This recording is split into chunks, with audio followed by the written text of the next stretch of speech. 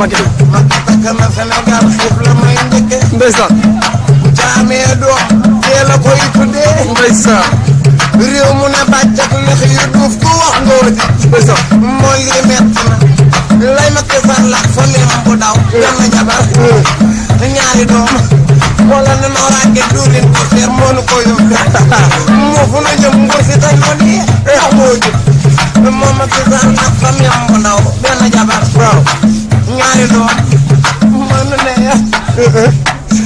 wala bàggee bi nga xam ni moom la ñu choisir indi leen ko tey muy donc les bourses familiales yi nga xam ne ma xaw a jam amul solo même bu dee benn sénégalais moo toog d'accord même bu fekkee ni benn sénégalais moo toog ñuy waxtaan ak moom même bu fekkee ni jour benn bés sa ba ñu toogee benn sénégalais la ñu ubbi ay bëtam c'est pas du temps perdu parce que ba léegi ñu ngi participer de la construction de notre nation de la construction de notre démocratie muy loo xam ne dafa am solo loo xam ni bu leen wootee gum Babacar maa ngi lay ziyaare bu baax gis naa yaa ngi woote su ma paree léegi su ma duggee après nga woote su ma xësee ba wax ni ubbi nañu ligne bi nga woote dégg nga maa ngi lay nuyu bu baax di nuyu waa Espagne bu baax a baax. Voilà gars yi tey donc di lundi 11 décembre maa ngi doon suivre léegi maa ngi doon suivre la Banque nationale des Parcelles Assainies mu nekkoon Assemblée nationale et j'ai été subjuguée par facilité la facilité bi nga xam ni vous voyez la facilité avec laquelle on vote des budgets des milliards sans débat non c'est-à-dire on vote des trucs vraiment et puis il y a un gougnafier qui un gougnafier qui s'amène pour dire bon écoute on a parlé et puis maintenant maa ngi lay proposer bu fekkee ne ñëpp d'accord nañu ñu daal di passer au vote du budget c'est-à-dire que on arrête le débat pratiquement on encourage les gens les députés à ne pas faire leur travail et puis le truc s'est passé en un laps de temps bu gàtt boo xam ni c'est hallucinant on se demande comment on va développer comment on peut même parler d'émergence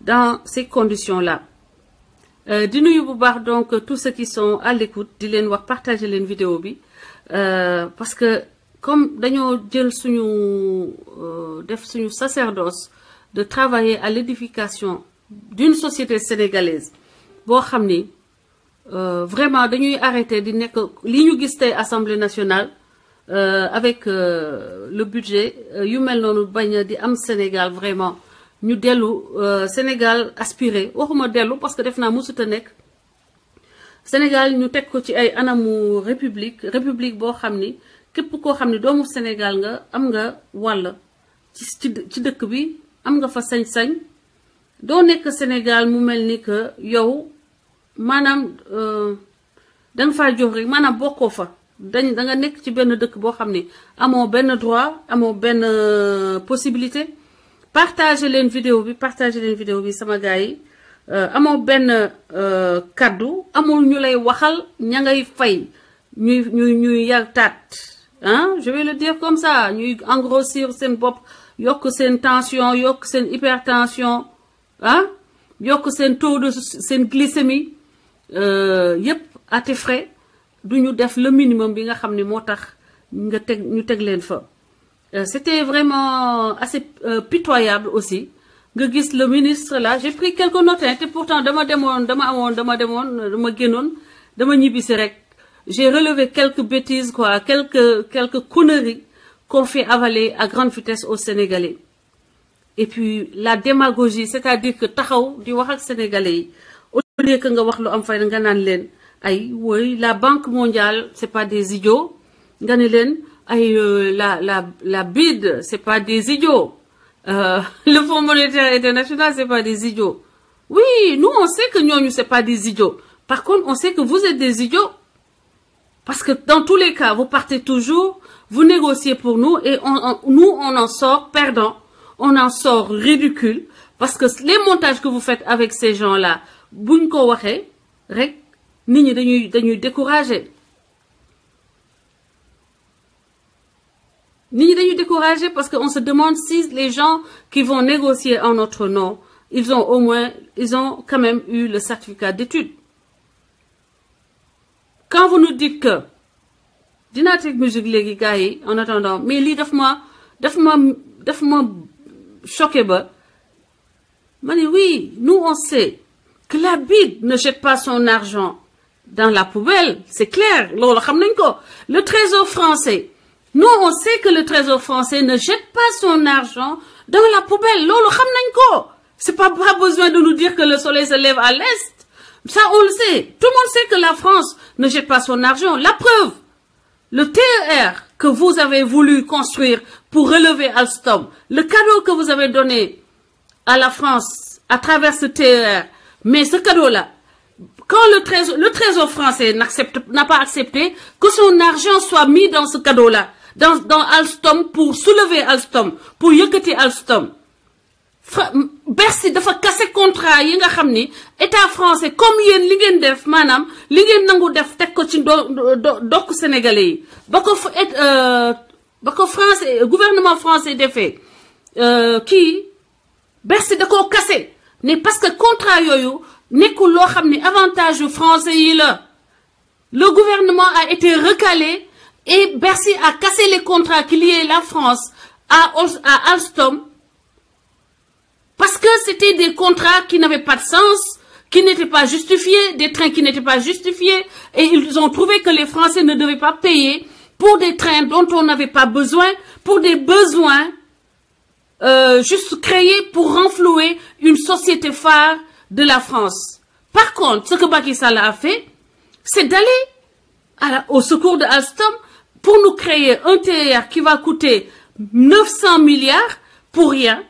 Parce que cette zone est déjà désenclavée.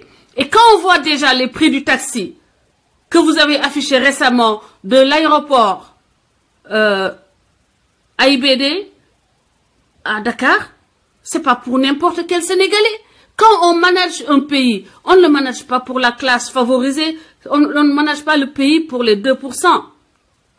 D'autant plus que ces 2%-là, pendant qu'on y est, ils n'ont qu'à créer un aérodrome, teg seen hélicoptère, bu ñu waree dem France, bëgg a jaaree AIBD, ñoom ñu jël seen hélicoptère wàcc ci toit wu AIBD, c'est plus cohérent, ça ce serait plus cohérent. Vu qu'on a des ministres qui sont plus liquides que le gouvernement lui-même, que ces ministres-là créent un aérodrome pour eux, un aérodrome privé, et qu'ils prennent leurs hélicoptères de chez eux, et qu'ils descendent sur le toit de AIBD, et là on verra vraiment l'élite qui s'est forgé des patrimoines à faire bleuir un prince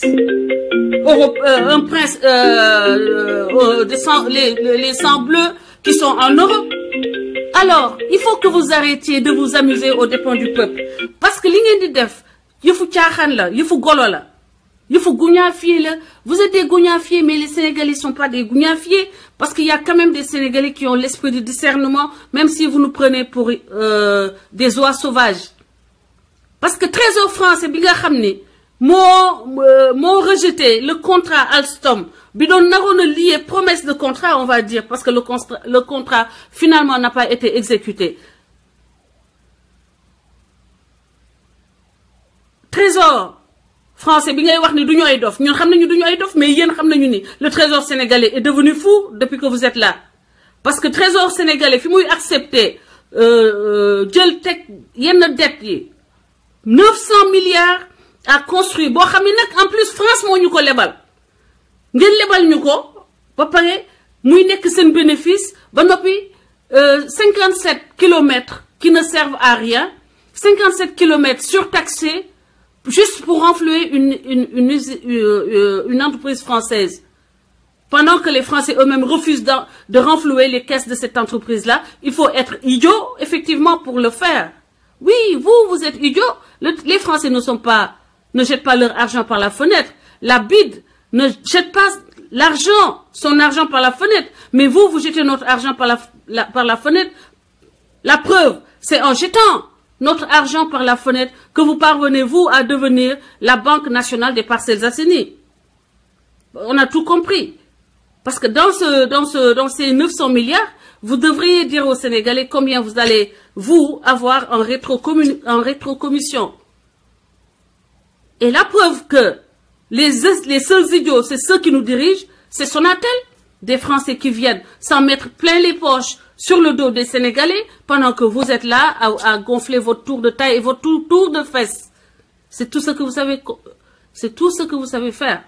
Augmentez votre tour de fesses et votre tour de taille. Alors, ne venez pas essayer de nous parler de ouais, la BID ne jette pas son argent par la fenêtre parce que c'est des conneries, c'est des discours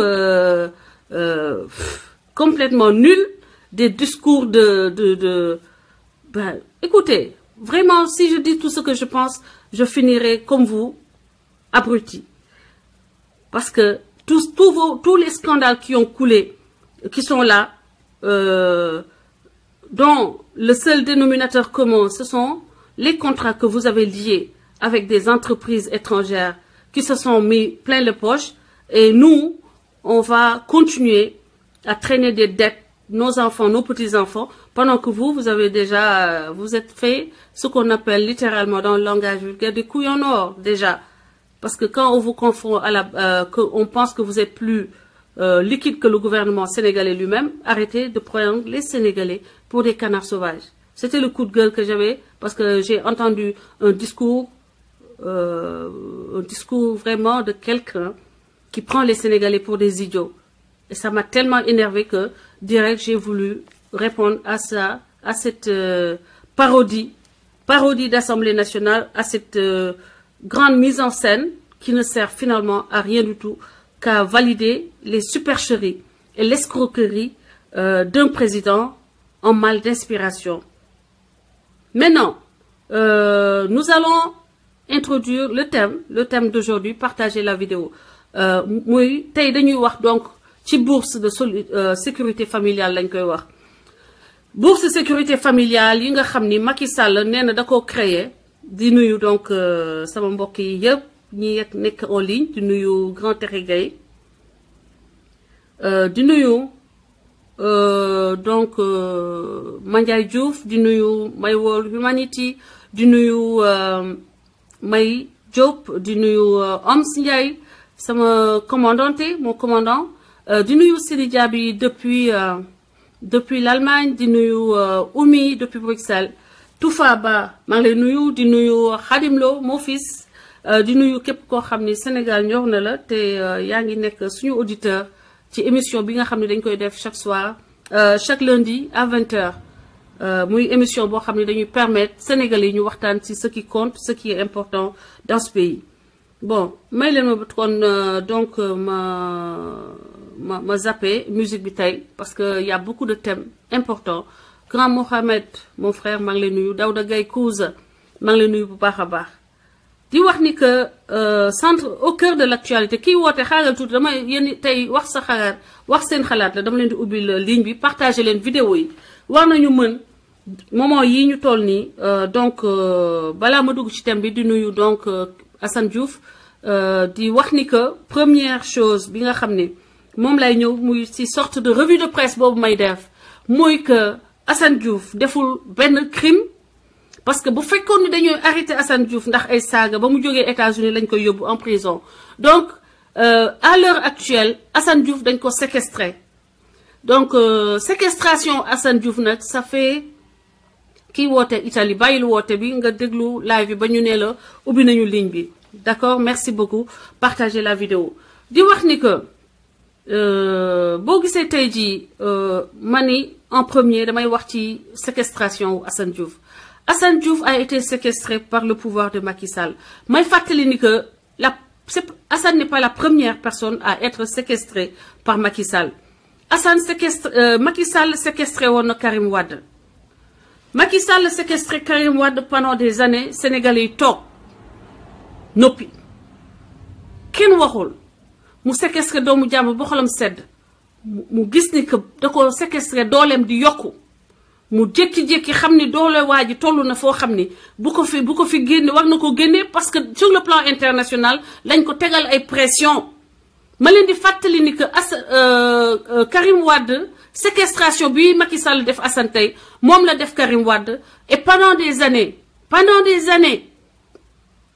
suñu marabu yi suñu kilifa diine yi suñu kilifa aada yi ñëpp def ay intervention ci Macky Sall demandé ko pour mu bàyyi Karim Wade mu dem ne serait-ce que mu seet ci Abdoulaye Wade defu ko ba mu toogee ba nga xam ni fépp fu mu dem wuti xaalis gars yi tëj influence ñi nga xam ne ñoo bëgg Karim de par le monde parce que Karim moo ko ëpp dugg Karim moo ko ëpp carnet d'adresse moo ko ëpp ay nit fi ñuy génnee ay xaalis ci àddina si ba mu xamee ni mënutu la jot xaalis fenn ci lañ ko ne léegi da nga koy génnee ñun yëf yi normalaat mu génne Karim Wade génne ko Sénégal jël ko exilé ko ak nu mu munti demee du yoon que Sénégal tout entier benn citoyen sénégalais ñëw daal di jalgati jël république bi yépp mu def ko marchepied mu jël république bi def ko serpillière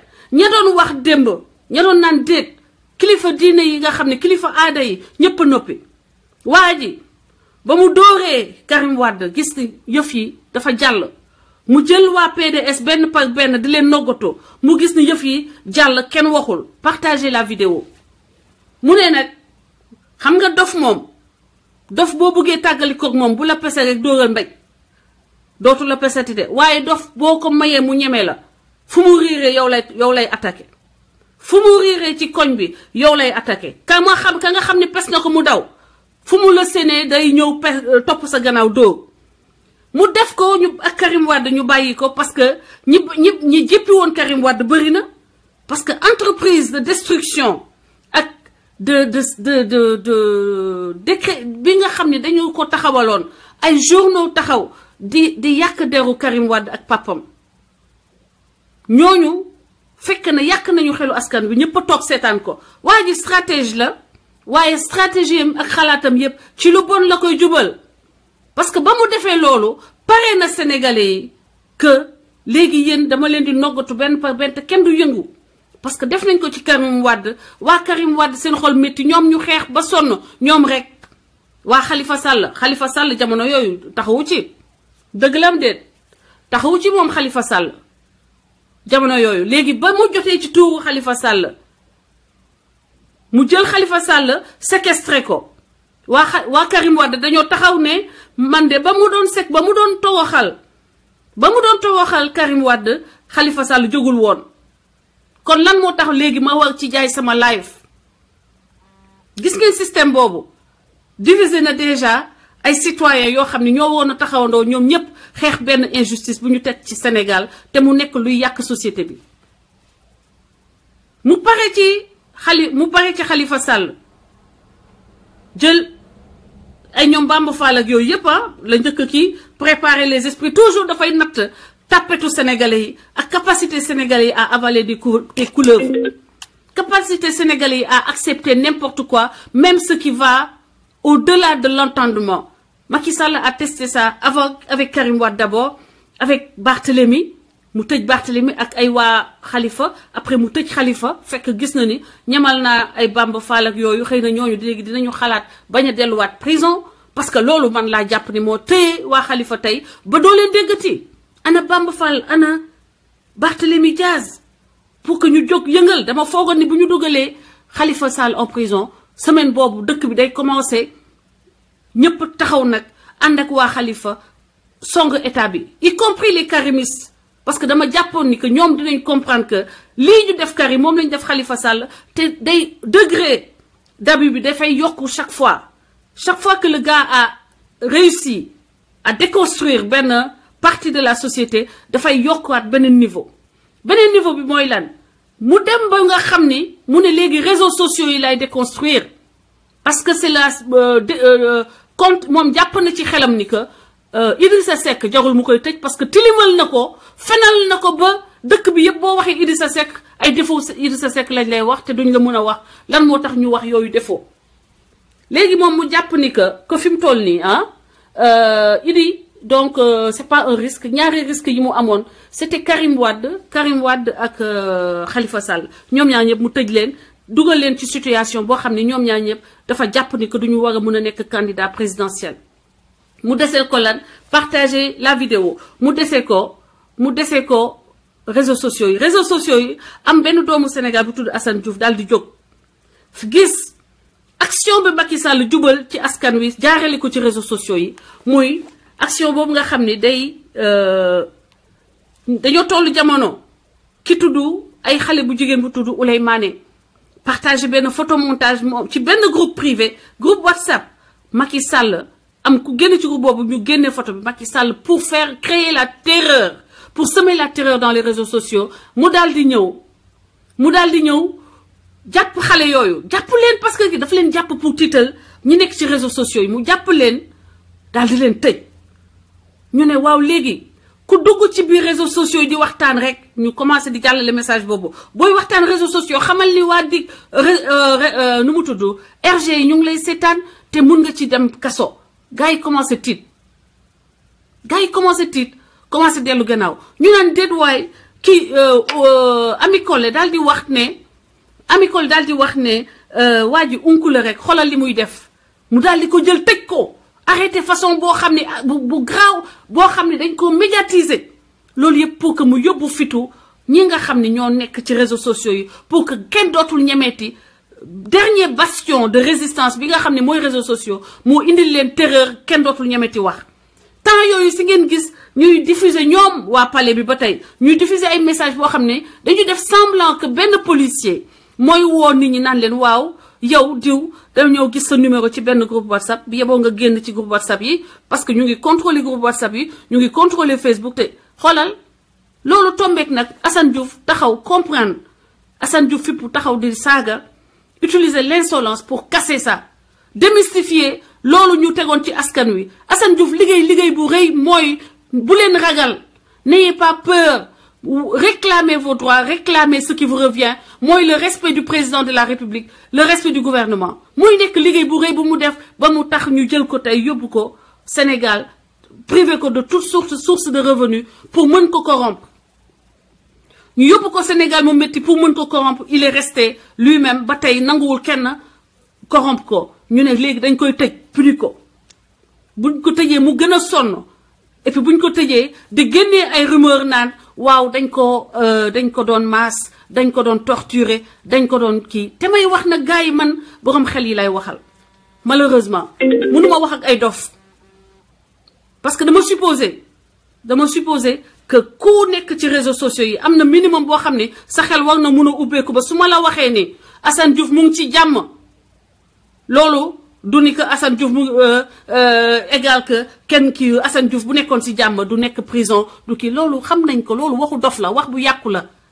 yaa ngi dégg parce que nekk ci jàmm bi ñuy wax ñun dañoo dépasser concept boobu loolu dañoo dépasser niveau boobu de réflexion nekk ñoo niveau de réflexion bu terre à terre boobu bu terre à terre bu niveau CP boobu ñun dañoo nekk ci beneen niveau parce que les structures cognitives dañ koy utiliser li nekk ci xel bi ci bopp après dañ lay dugal école di la defloo ay exercice di la defloo ay dissertation pour que nga capable situation bu jotee nga segg wax yi nga segg ko bu ñu la waxee dara nga sedd ko jël ko nga xam fan lañ koy waxee bu ñu waxee ni Assane Diouf a ngi ci jàmm mooy ni Assane Diouf bu fekkee ni prise en compte les conditions d'une détention Assane Diouf n'est pas un détenu qui est en train d'être maltraité dans la prison, qui est en train d'être battu, qui est en train d'être torturé, qui est en train d'être martyrisé. Et lolo, ça s'entend.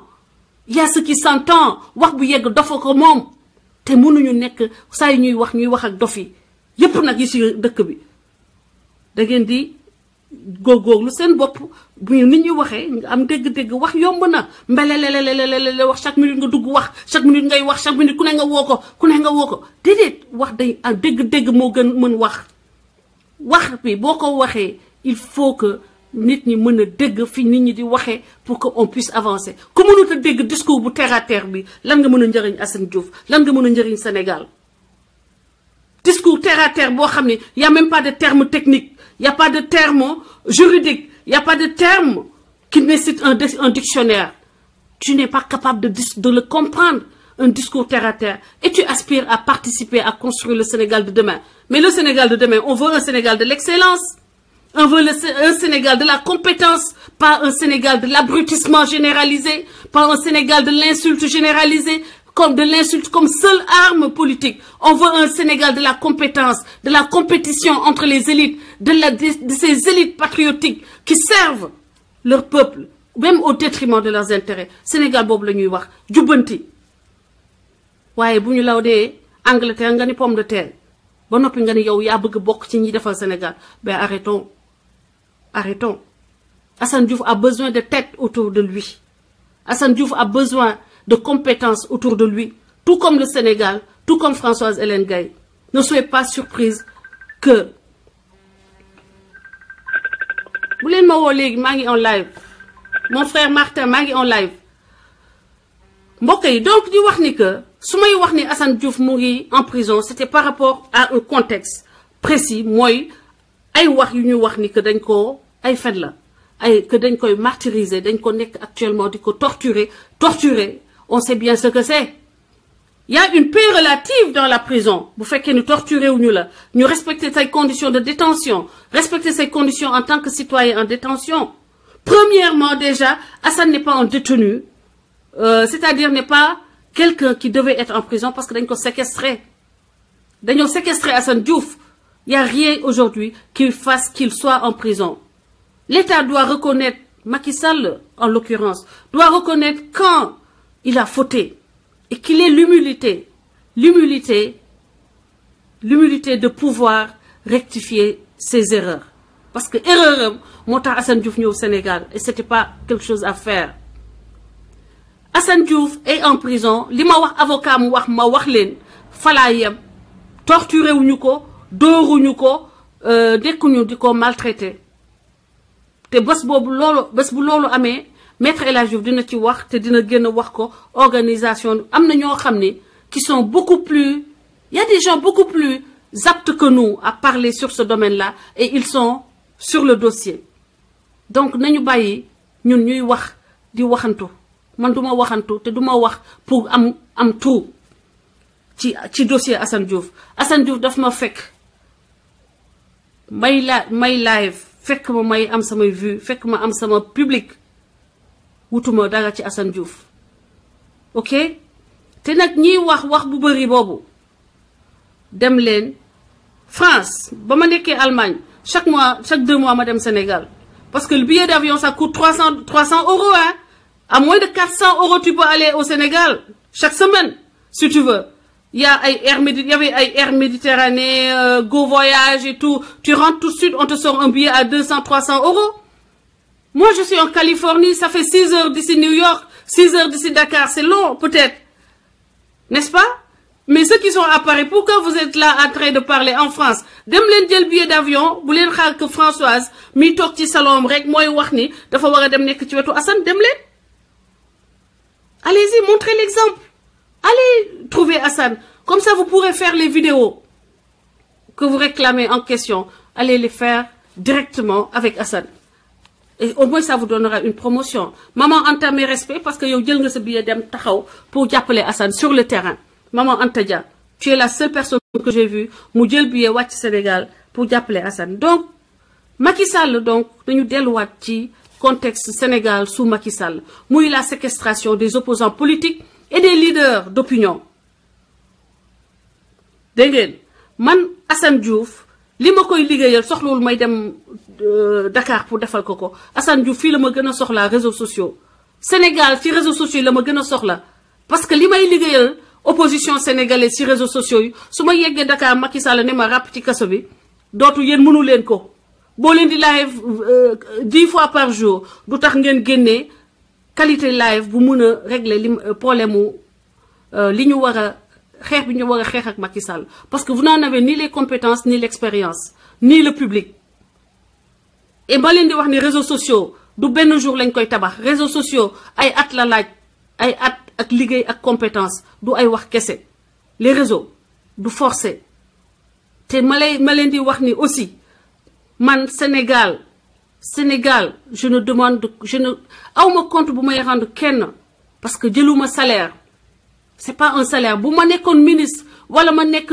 directeur quelque part wala employé quelque part di jël salaire u état Sénégal mbala Assane Diouf di ma fay salaire te Assane bu ma ko naroon fayeku li may def pour moom salaire bi dina rëy torop te wóor na ma ni tey bu nekkee ci situation bu war a tax mu war a employé ay nit li ma koy defal ni dina jël ñaari nit ñu liggéey pour ñu liggéeyal ko au moins 2 personnes donc man maa koy def depuis 3 mois full-time job c'est-à-dire li travail à temps complet ma koy defal doomu aadama te yàlla tax mënu leen gëm nag que nit mën na defal nit te yàlla tax man loolu lay def parce que Assane yokk lu ma dara du tur du fu ma doon feeñ ba may nekk Seneweb ñu may dugal fenn Seneweb xamaguma woon Assane bañ may dugal leer ba ma waa leeral jox seen kii pour may publier seen page xamaguma woon Assane ba ma waa Dakar Midi di jox seen page pour ma fay dugal samay live xamaguma woon Assane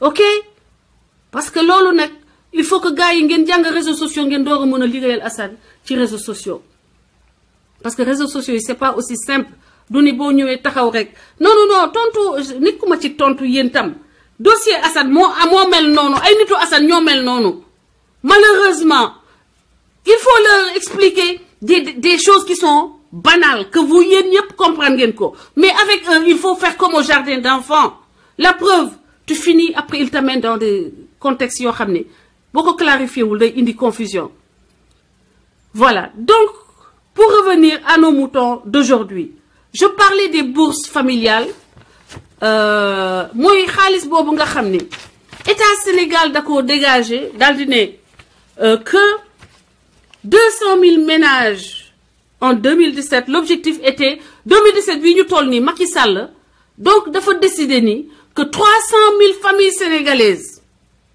dina leen jox 100 000 francs par an 100 000 francs par an 100 000 francs gars yi sama gars yi ban famille sénégalaise la mën a yor une at 100 000 francs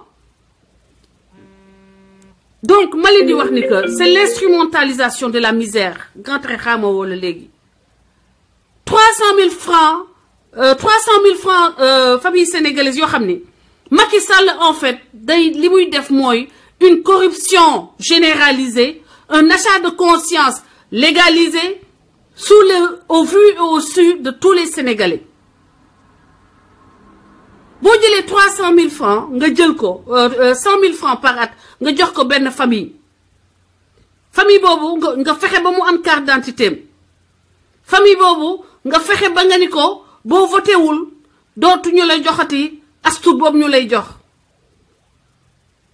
mooy ni que yow yaa ngi jël suñu xaalis di ñu ko logee parce que xaalis ba nga jox famille boobu nga xam ne dafa néew doole ba mënut a bañ nga jox ko 100 000 francs par an ba noppi tëye ko par le bout du nez xaalis boobu nga jox famille boobu mère boobu nga xam ne boo da nga koy signéloo di ko laaj lan ngay lekk lan ngay solu lan ngay def vie privée mi yépp mu étaler ko doo leen respecter sax la dignité humaine parce que mës naa wax ak benn nit mu may expliquer façon maanaam majloo yi leen ngeen di majloo seeni nit pour dimbali nit ñooñu nga xam ne dañoo néew doole pour dimbali leen j'en profite pour interpeller ñi nga xam ne ñoo nekk solidarité fondation Servir le Sénégal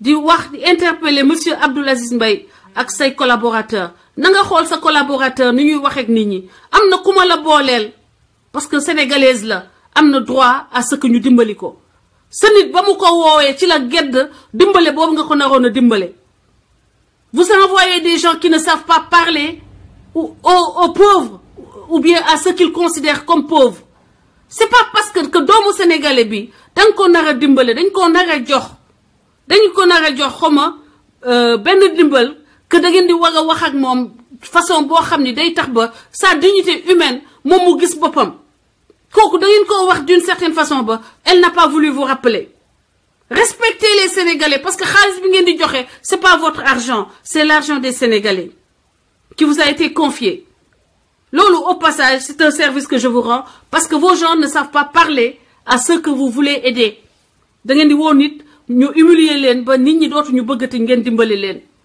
loolu lu am la ok 100 000 francs yooyu c'est une corruption généralisée c'est là c'est on peut appeler ça maanaam dañuy jël la misère humaine ñu manufacturer ko comme me le disait mon grand Texe Gaye l'autre jour la misère des Sénégalais ngeen jël daldi ko manufacturer def ko produit pour mën a gagner élection yi di ñëw c'est ça c'est indigne parce que 100 000 francs buñ ko diviser dans tous les cas ay côté 12 000 ak yooyu xam naa ngeen di jox nit ñi par mois après cela ngeen fexe ba jënd votu ñooñu parce que vous savez que ces gens ne sont pas capables de comprendre que cet argent est le leur et qu'ils ont tout à fait le droit qu'on leur donne cet argent-là. L'autre jour, la misère des Sénégalais ngeen jël daal di ko manufacturer. Assalamu alaikum grand Texe. Maaleykum salaam Hélène comment ça va. Ça va mon grand mbaa yaa ngi ci jàmm. maa ngi sant yàlla bu baax a baax a baax. grand yaa ngi en direct donc ci émission bi tey Pencum Askan Wi. maintenant ñu lay jox la parole tey ñu ngi wax ci donc de la manufacturation comme ni nga ko waxee woon keroog de la misère à des fins électoralistes donc maa ngi lay jox la parole mon grand nga partage ñu yow say pensées say réflexions ci sujet boobu. Très bien Hélène maa ngi lay gërëm bu baax a baax di la sant ci sa taxawaay maa ngi lay encourager parce que yombul et je te l'ai dit wax naa la ko en privé wax naa la ko en public ce n'est pas facile de combattre un régime. man xam naa ci dara. ce n'est pas facile. maintenant ñi nga xam ni ñoo nekk say alliés objectifs. et te loolu wax naa leen ko ba tey souvent. ñoom ñoo lay sax gën a créer ay difficultés pour nga avancer que le régime en lui-même. dëgg la c'est la vérité. Et c'est dommage mais c'est injuste. xam nga il y a des gens yoo xam ni dañuy nekk di wax dans tous les sur tous les toits. que Sénégal moo ñu ñor Sénégal moo ñu lii ce n'est pas vrai. ce n'est pas vrai parce que mënoo wax ni Sénégal moo su objectif. ba pare toutes les forces qui convergent vers ce combat pour que le Sénégal soit redressé. nga leen di mettre des bâtons dans les roues. wala ngay fexe di leen affaiblir. wala ngay xëcc seen sipp wala ngay xëcc seen tabadon. Je crois que ça ce sont des combats d'arrière-garde. Et je l'ai dénoncé quand j'ai vu que certaines personnes yu nga xam ni dañoo nit sénégalais yu bëri dañoo yaakaar ni ay personnalités yu dans le combat pour le Sénégal que personnes yooyu ñoom ñoo ma gën a décevoir parce que ils se sont mis à parler des personnes, ils se sont mis à soulever des détails, ils se sont mis non pas à regarder les vrais problèmes que nous avons en face sur la gouvernance, mais ils ne parlent que des personnes. Et c'est vraiment dommage. Maintenant, yàlla dimbale na la yow ak man ak ñeneen ñu nga xam ni bëgguma leen a tudd. Ils ne regardent que vers ce qui est important, muy la gouvernance de notre pays et dans tous ses aspects. C'est vrai qu'il y a une multitude de gens qui font des Facebook Live et qui sont dans des réseaux sociaux, mais ils ne voient pas plus loin que le bout de leur nez. Ça c'est un. De deux, ils retardent la lutte parce que simplement, mais amuñu capacité pour mener une réflexion et une stratégie de combat qui puisse permettre à ce que les populations mën a mobiliser autour de la prise en charge de leurs conditions et de leur sort. C'est ça la vérité. Mais ils n'y pourront rien. ñooñu noonu. ñenn ñi ñu ci gën a bëri. ñooñu régime bi moo leen fabriqué. teg leen dans les réseaux sociaux. pour ñu def li ñuy def. Ils sont dans la distraction. Ils sont dans le mensonge.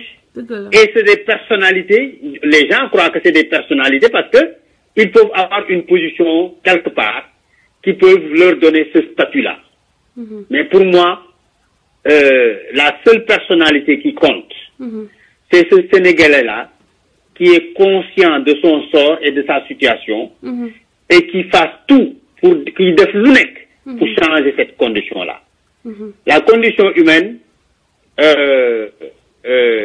bu dee yàlla wàcce na la ci kaw suuf, yow yaa ci des parce que jox na la tous les moyens, jox na la tous les instruments, jox na la xel ba mu la joxee xel rek la tàggoog yow pour que yow nag nga jël en charge sa bopp. C'est comme ça que l'humanité a fonctionné et c'est comme ça que les sociétés organisées ont fonctionné.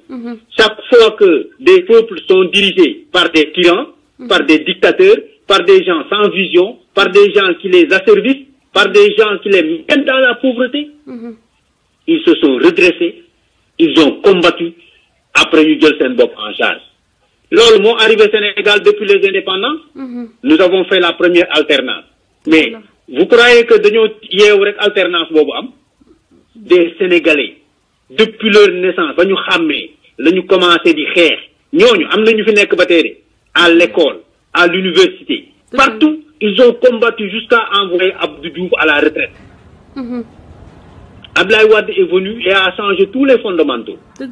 Nous a fait rêver, a fait construire les fondamentaux d'un développement émergent. Infrastructure et superstructure. Et quand je parle de superstructure, je parle des conditions des infrastructures sociales qui ont permis à ce que les Sénégalais ont retrouvé la confiance, qui ont permis à ce que képp ku nga xam ni war nga jot ci dooley nguur nga jot ci. Élèves, étudiants, parents, travailleurs, mais entrepreneurs. Mais tout le monde. Ça, ce n'est pas... Quel mënu ko dénier, quel mënu wedd loolu. Et la preuve, moi que pendant les 12 ans de Wade, bon, il s'est endetté avec 3 000 milliards. Et il a réalisé tout ce qu'il a réalisé. Ouais. En 5 ans, Macky Sall s'est endetté avec 6 000 milliards.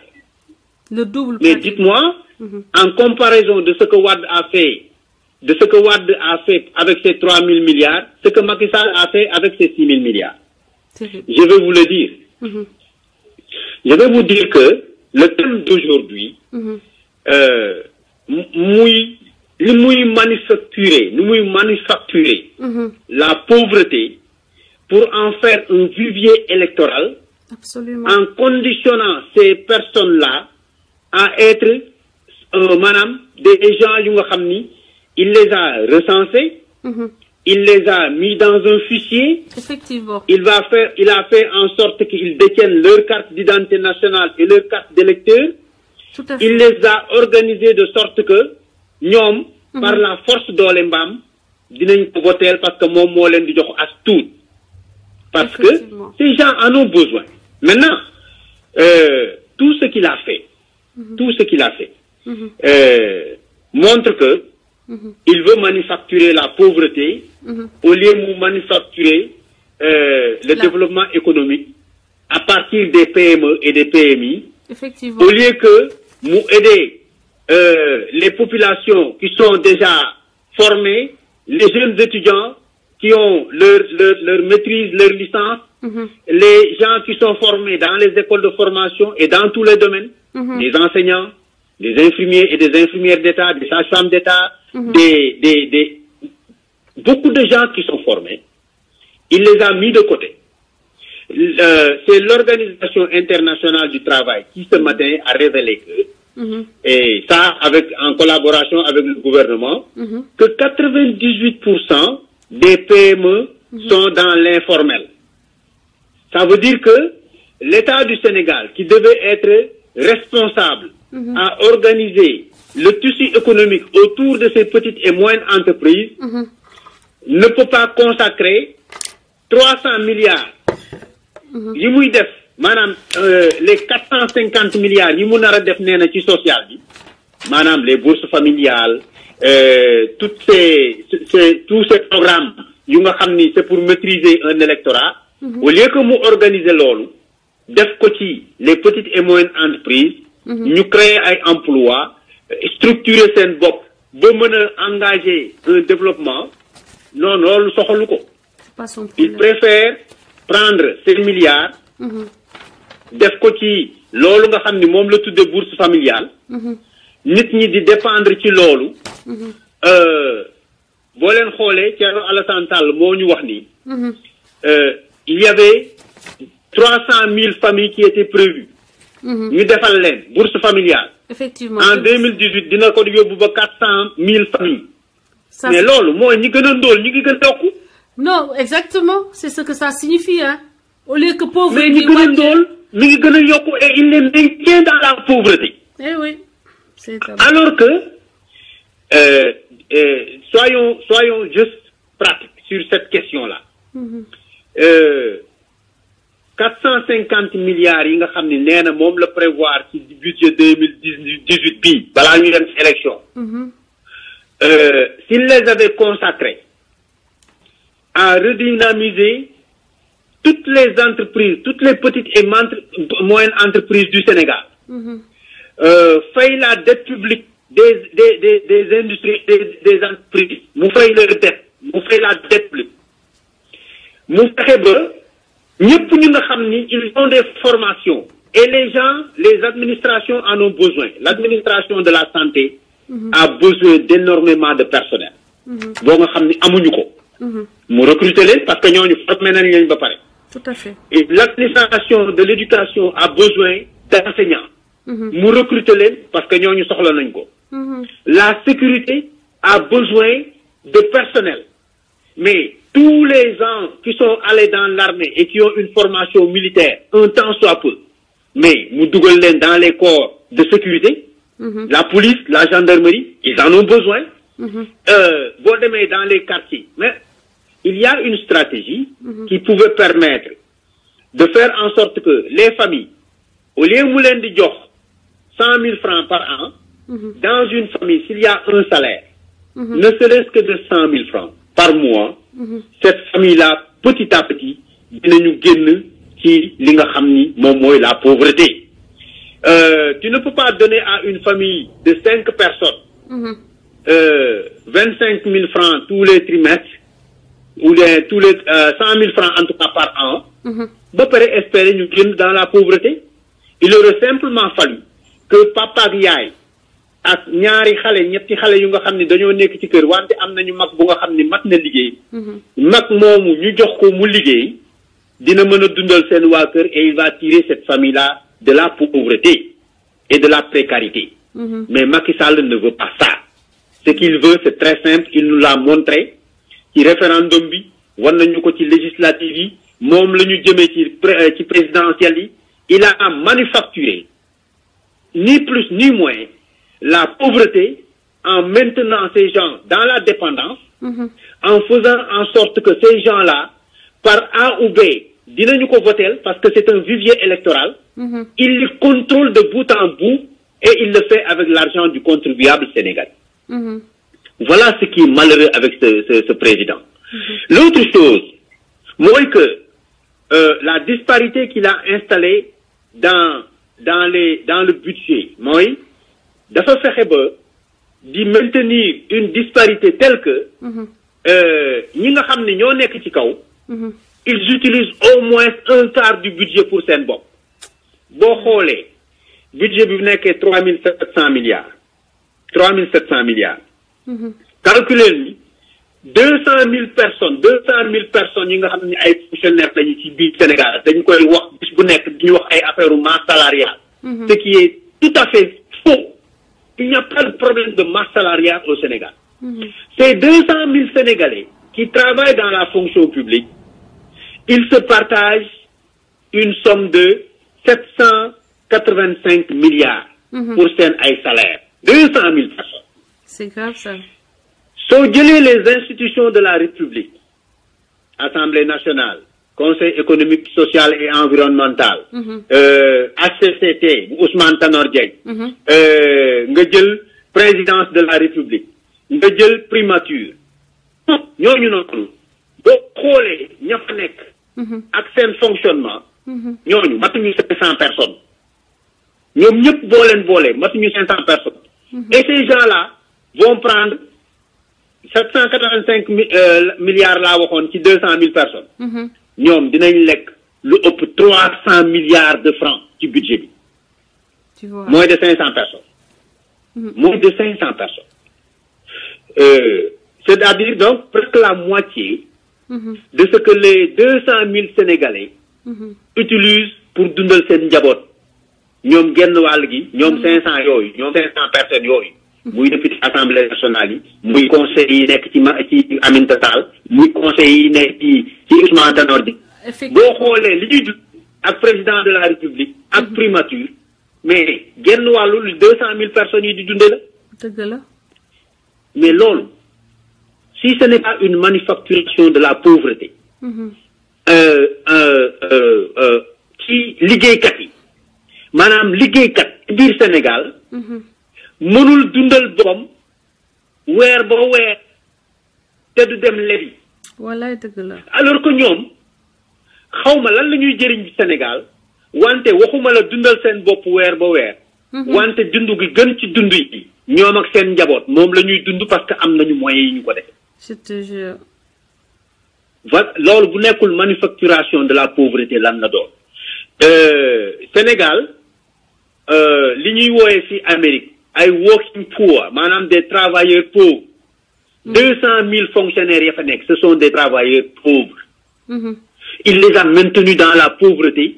Parce que il aurait simplement suffi que nous repensions une redistribution juste et équitable de ce que nous avons comme revenu en donnant aux travailleurs la possibilité d'avoir un salaire qui puisse leur permettre de vivre sans ñu dem lebi.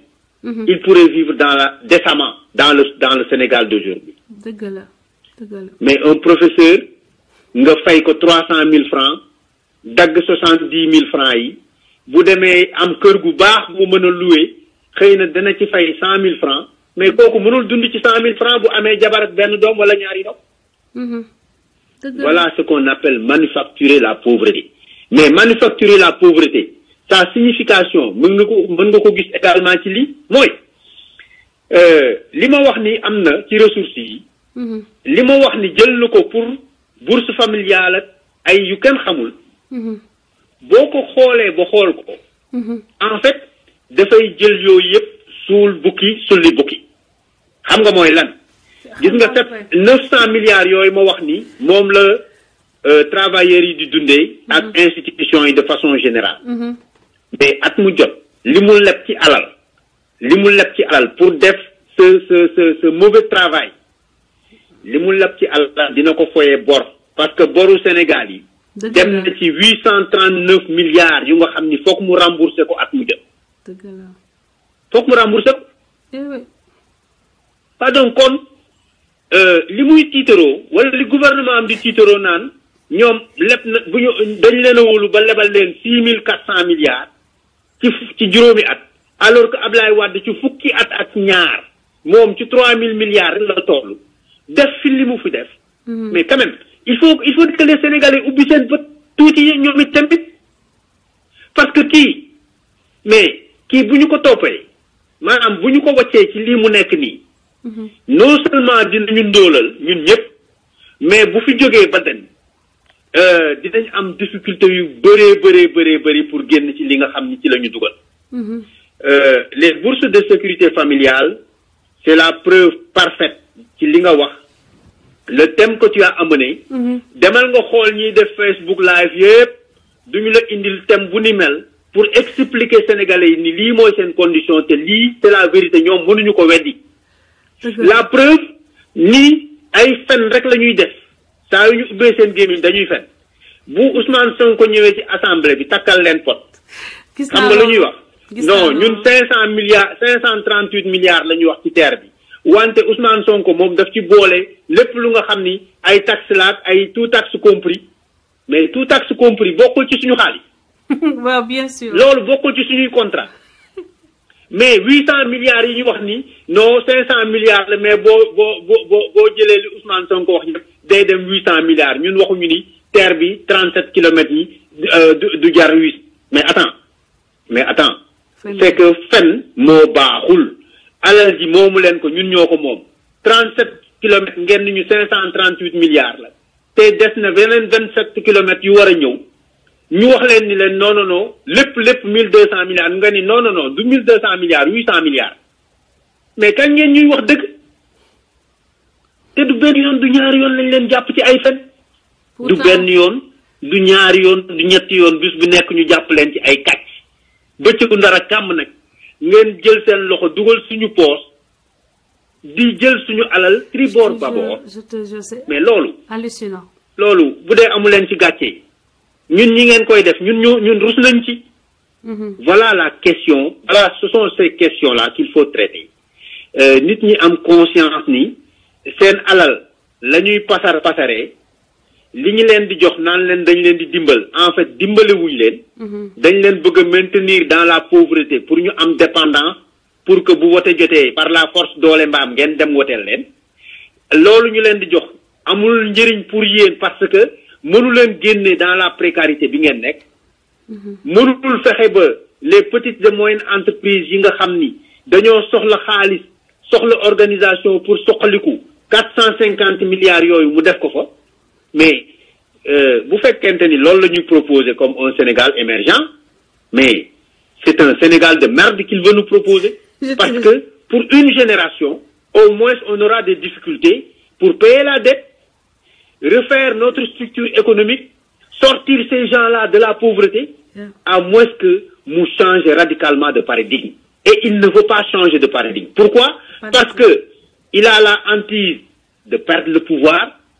Avoir un deuxième mandat est une question de vie ou de mort. Obsession. Moom nag li mu ko jaral ba mu nekk une question de vie et de mort loolu la war a jaral sénégalais bu nekk ba mu nekk une question de vie et de mort. Effectivement. Et je pense que c'est sur ça laa lay vraiment remettre antenne bi di le remercier di le soutenir je suis ton soutien par le cœur par l'esprit tu es ma petite sœur et je suis fier de toi. Merci beaucoup. Je suis réellement fier de toi te am na ñuy déglu xam nañu ni je suis fier de toi. Merci beaucoup. Parce que mani gis nga ne lii nanga ma baal ci li ma koy wax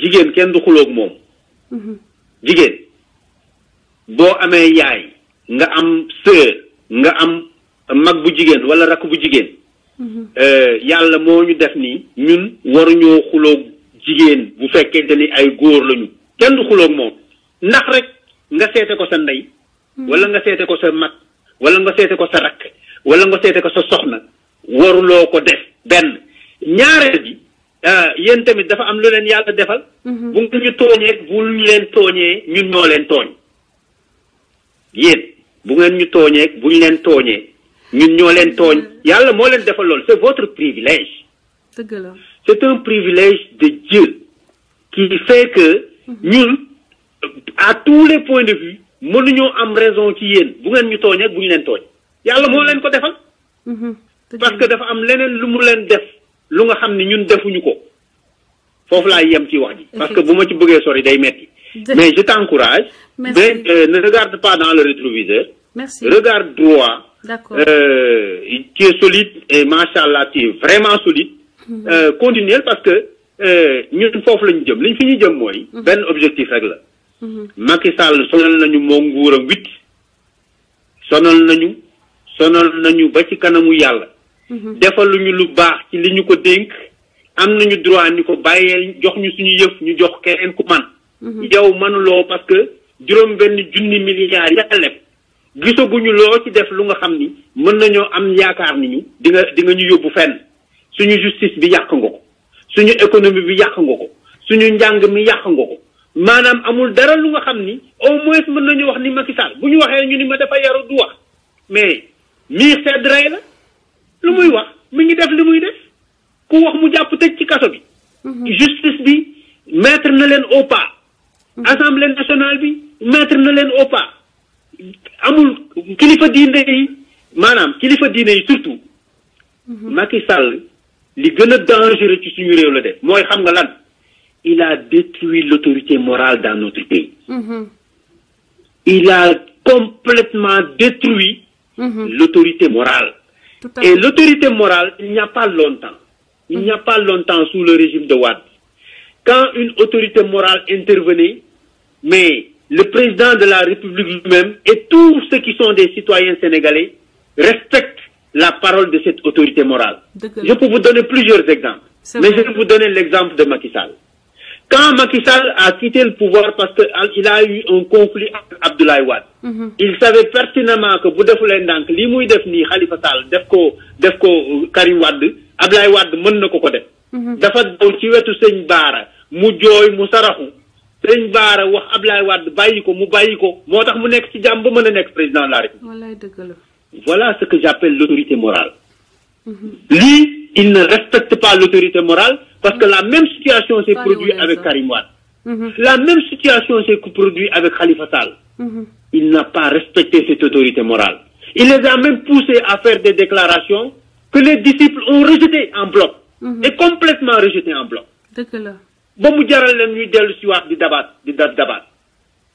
Voilà ce qu'il a fait de notre pays. Il a détruit l'autorité morale. Il continue de détruire les fondamentaux de notre société, mais je ne veux plus en parler, parce que j'ai promis à des amis de ne plus en parler. Mais regarde ce qu'il fait avec les positions dans son gouvernement. Regardez ce qu'il fait avec les positions dans son gouvernement. Un favoritisme, pion. Un favoritisme pion.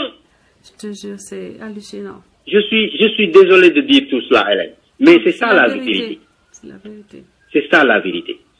Jaajëf, ma petite sœur. maa ngi lay vraiment bàyyi. Merci grand. Wax nga lépp. Et bonne continuation. Merci beaucoup. Merci. Excellente soirée. Donc nous étions avec Grand Tékhé mu defal leen analyse donc thème bi ñu teg tey di leen wax ni que ubbi nañu ligne bi donc après Grand Tékhé xëy na suñu yeneen xarit dinañu woote di wax ni rek bourse de solidarité yi. Asalaamaaleykum. Asalaamaaleykum. allo salaamaaleykum. maaleykum salaam soxna si na nga def. maa ngi ziar bu wér soxna Hélène ñoo ngi lay soxna Françoise ñoo ngi lay ziar. ñoo ngi delloo ziar. man la soxna Oumy Niang ñu gën ma xamee ci madame Fall. merci madame Fall ñu ngi lay dalal ci pencum askan wi di la laaj lan mooy sa contribution tey ci débat bi nga xam ne ci bourse solidarité nationale yi lañ ko indi. waaw Françoise danga may tuuti rek avant may dugg ci bourse de sécurité familiale bi. ma ñëw tuuti ci waxoon naa la ko sa émission bi passé. ma ne la d'habitude daan naa suivre say live depuis le début nag. mais mosuma intervenir. dëgg la. bi passé bi ma la gisee nga wax ba sa bët tooy. envoyé naa la message ma ne la t'es une femme t'es une battante. te ñun jigéen ñi dafa am la nga xam ne Sénégal ba léegi dafa am.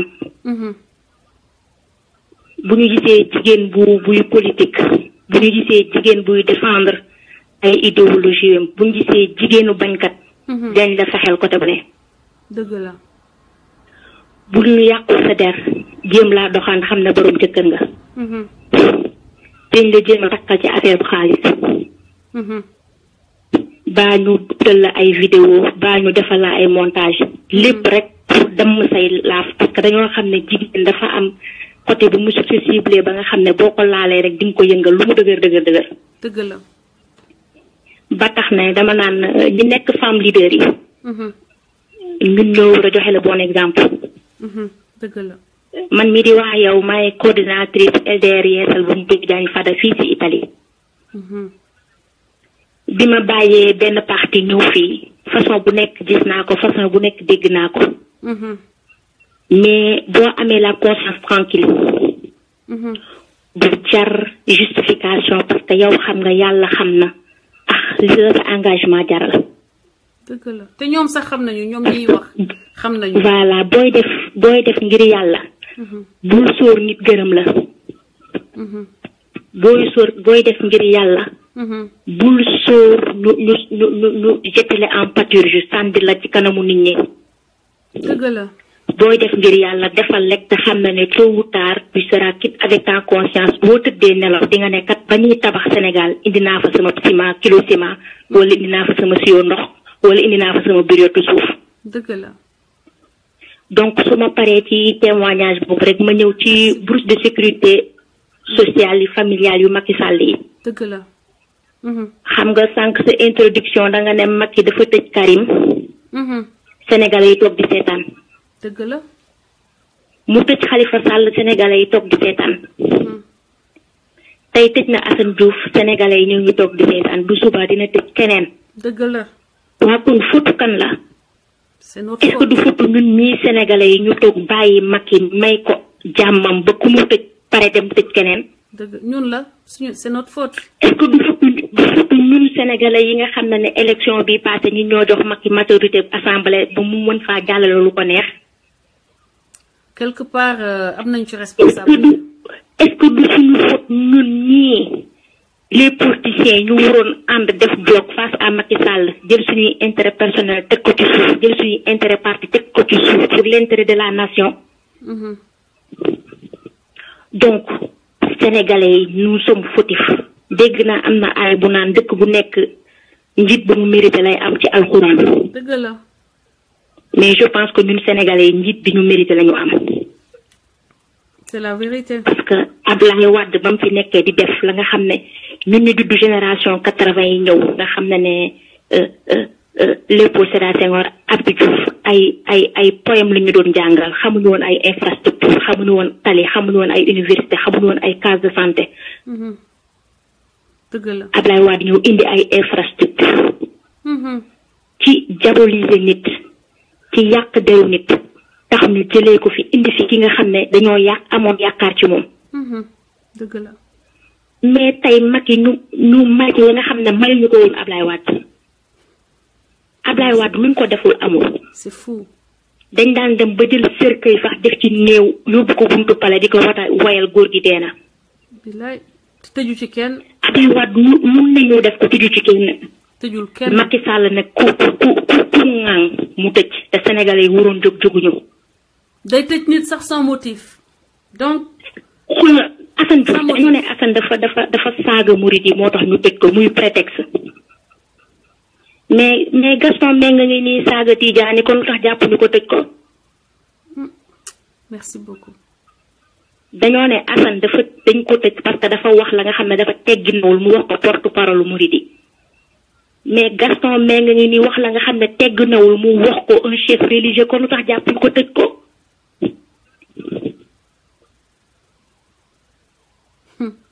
donc Sénégalais ñun ñoo war a delloo ci waat suñu xel.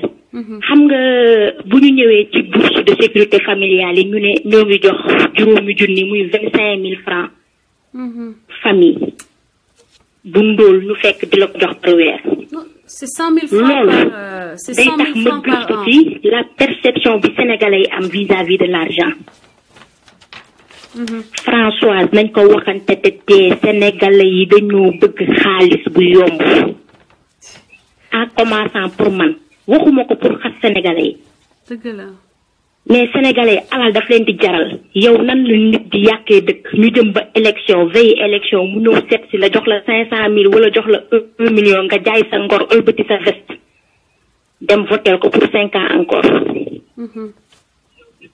nan la nit tey jii nga gis ay nit ñu àndaloon ak Karim Wade ba tuddee ko doom àndaloon ak Ablaye Wade ba tuddee ko doom tey jii nit ñooñu nga gisee ñu taxaw biir assemblée di yàq Ablaye Wade wala di yàq Karim Wade lu mel ni xeme ndax lan alal. nan ngay gisee ay nit ña nga xam ne nekkoon ay ministre di défendre Ablaye Wade ci télé yeex ci rajo yi tey nit ñooñu xam ne amoon nañ ko ca jamonoy Ablaye Wade ñooy ñëw toog ci rajo yi. di défendre Macky di takkal karu Ablaye Wade. gis nga Françoise. man dama bokk ci ñi naan politique mën nga ko def ci anam bu set. politique mën nga ko def te doo yàq teru nit. effectivement politique mën nga koo def te doo yàq sa ngor. politique mën nga koo def te jël say intérêt personnel teg ko ci sa pour intérêt de la population. effectivement. xëy na nag dëkk ba metti na ba bu ñu nee ko nañ ko dagg dinañu xañ ñenn ñi sànq wax nga ko sa biir nga ko aéroport bi ñu tijji ci Ablaye Wade di wut aéroport ba en 2012 maa ngi fa woon ko naat ak ba mais aéroport nit ma tak ci ngay wax waxuma sax coût transport bi na mu chéré mais taxi boobu kan moo ko moom ban appel d'offre lañ def ba ñu xëy rek gis benn société indi ay taxi yu bees yi fan lañ jóge et puis taxi yi sax di violer ay loi yoo xam ni dañ ko teg ci transport système foofu noonu déglu ma taxi Dakar warut a daw Thiès te aéroport bi Thiès la bokk